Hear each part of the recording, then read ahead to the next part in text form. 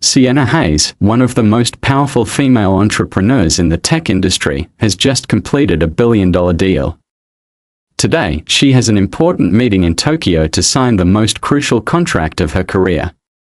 A Rolls-Royce Phantom glides through the gate into the private airport, carrying Sienna to the VIP area.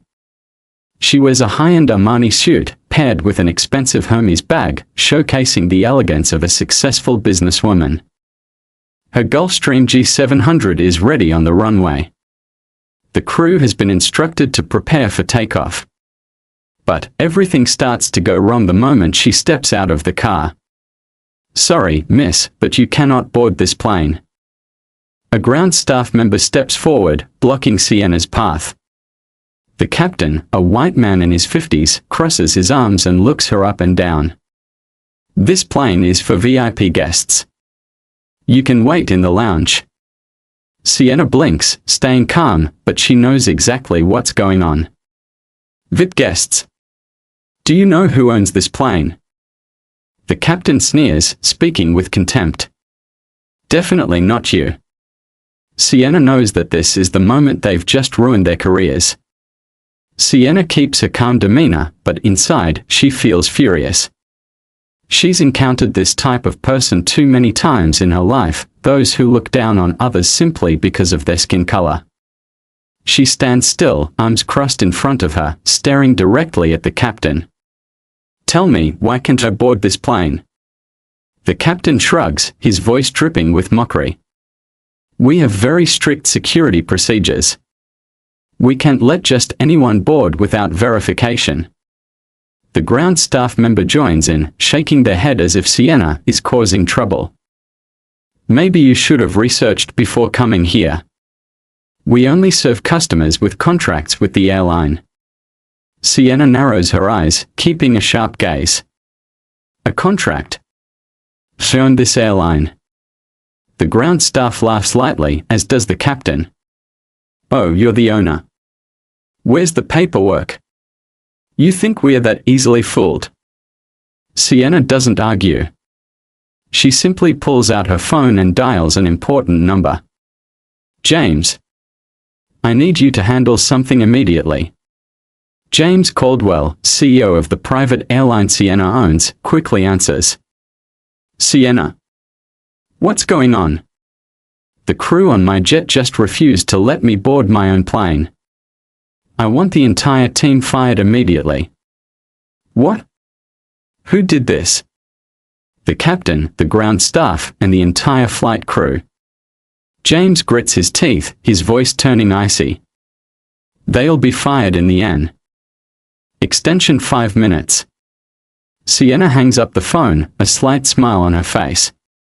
The game is over for them. Minutes pass after Sienna's call. The captain and the ground crew remain arrogant, thinking they are handling a stubborn person who won't accept the truth.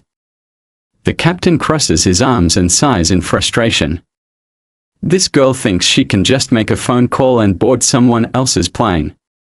Some flight attendants also sneer, exchanging sarcastic glances. She probably thinks she's Bayonne, CEO or Oprah Winfrey. But none of them realize that a storm is about to hit. At that moment, a cold voice rings out from behind them. "Who just said I can't board my own plane? I want the names of each person on this team." Immediately, everyone's jaws drop. They realize this is no longer a joke. Lead flight attendant Lisa, who had mocked Sienna earlier, suddenly feels a chill run down her spine. "Mr. Caldwell, what's going on?" James turns to Sienna, his voice full of respect. "Sienna, what did they do to you?" The entire crew freezes. They've never seen their CEO show such respect to anyone. "They told me I couldn't board my own jet. They said this plane is only for VIP guests." James's face turns pale with fury. "Fire everyone immediately." The entire crew is in panic. No one can believe what just happened. Captain Richard Tate stammers. "You can't do this. We were just following the security protocol." James grits his teeth, walking up to the captain, his voice sharp as a knife. Following protocol. You just kicked the most important customer of my company off the plane she owns. You think that's protocol? Mr. Caldwell, we didn't know. We thought she was just causing trouble. Sienna steps forward, arms crossed, staring directly at Lisa. Causing trouble? Just because I'm a black woman standing in front of a luxury jet. Lisa is speechless. She knows that any justification now would be meaningless. James orders the security staff to step in. Escort them out of the airport immediately. Other VIP passengers at the airport start to take notice. Some of them pull out their phones and begin filming. Gee. The captain tries to resist, his voice desperate. I've been in aviation for over 30 years. You can't fire me over a mistake. Sienna smirks. You're not fired because of a mistake. You're fired because you underestimated me. And now you have to pay the price. The security staff escorts the entire crew out of the airport. All of them are unemployed in less than 10 minutes. A few minutes after receiving the termination order from James Caldwell, CEO of the private airline owned by CN, chaos erupted at the private airport. Chief pilot Richard Tate, lead flight attendant Lisa Morgan, and the entire crew could not believe their ears when they were told they had been fired immediately. What? He can't do this to me. Richard Tate yelled, his voice full of anger. Lisa's face turned pale, her hands trembling as she checked her phone. She had just received an email from the Human Resources Department with the subject: Notice of immediate contract termination. Lisa. As per direct instructions from the CEO, the entire flight crew on this flight is being terminated immediately due to misconduct towards a customer. Please return your employee badge to the management office immediately. Lisa panicked, her voice beginning to shake. No. This can't be. I've been working here for 12 years. How could they fire me just because? Sienna stood there, arms crossed, her sharp gaze fixed on Lisa. Just because you disrespected the customer. Just because you underestimated me. Lisa couldn't say another word. She knew there was no way out. The situation became even more chaotic as security personnel arrived to escort the former crew out of the airport. James. Think about all the years I've worked here. I've flown private jets for billionaires. I can't be treated like this just because of a little misunderstanding. James looked straight at Richard, his voice cold as steel.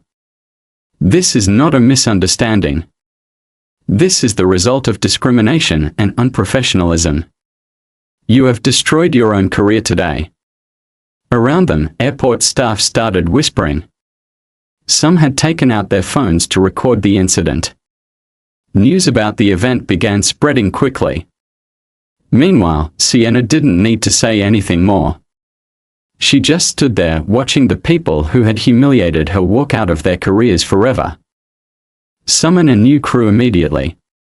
Within 10 minutes, the new crew had arrived. A limousine carrying the new crew rolled into the private airport area. Meanwhile, the old crew was leaving in disgrace. Leading the new crew was Amelia Carter, a black female pilot known for her professionalism and exceptional skills. The new crew has arrived. An airport employee announced.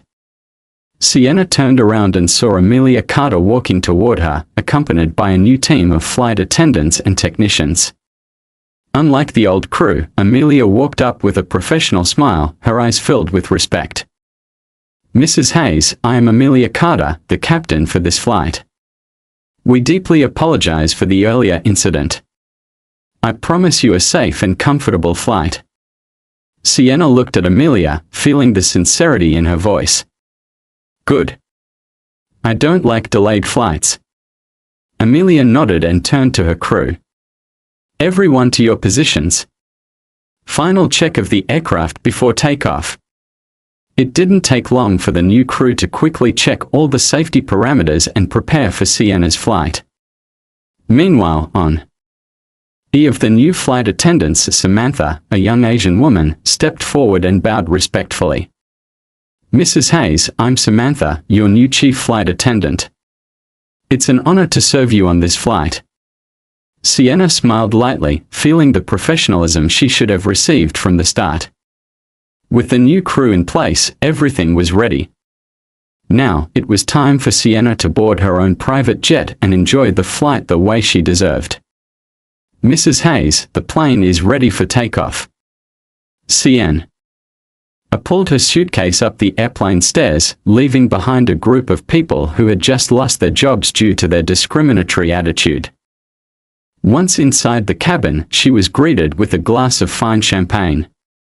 "Would you like any additional services?" Sienna took the glass of wine, lifting it with poise. "No need. All I want is a flight without disrespectful people." The Gulfstream G700 slowly taxied down the runway, preparing for takeoff into the skies of Tokyo, carrying Sienna to even greater success. Meanwhile, below, those who had once mocked her were now walking away in shame, knowing they had lost everything because of their misguided prejudices.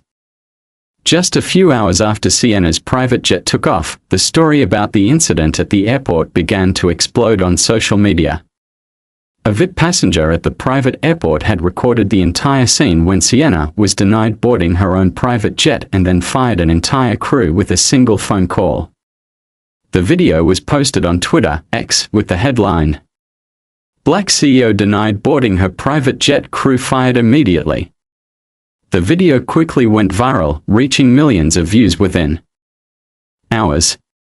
Comments began to pour in. "Unbelievable. A black female billionaire was disrespected on her own plane. Shameful. I'm glad she fired them on the spot.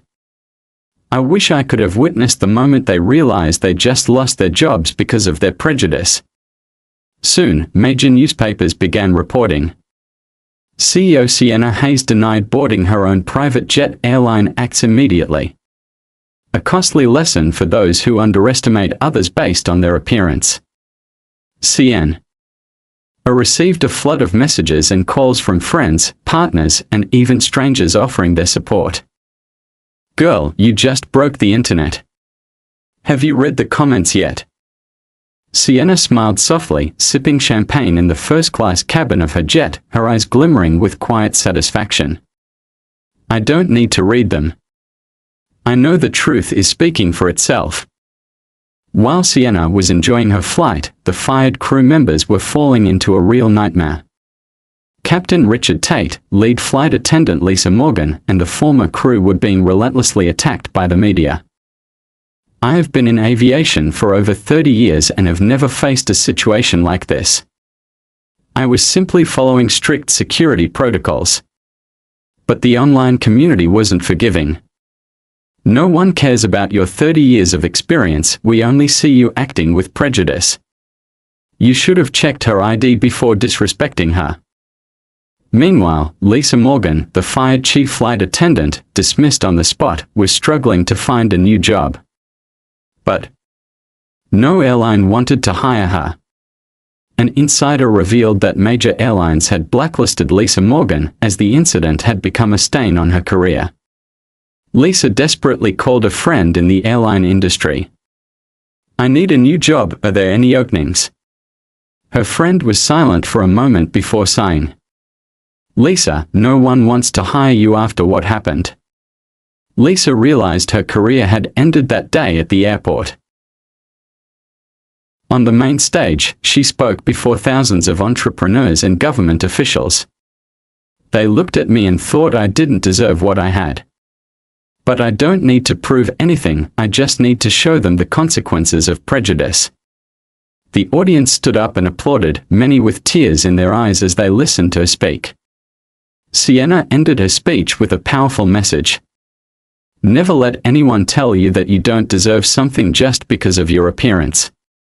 This phrase quickly became a trending hashtag on social media, sparking a wave of debate about how people are treated because of prejudice.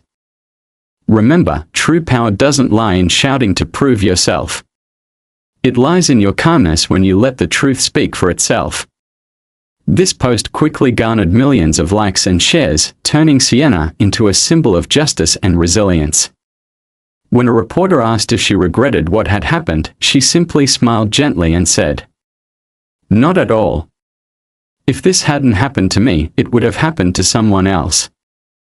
I'm just the one who made them pay the price." And so, a story about prejudice ended with the triumph of justice.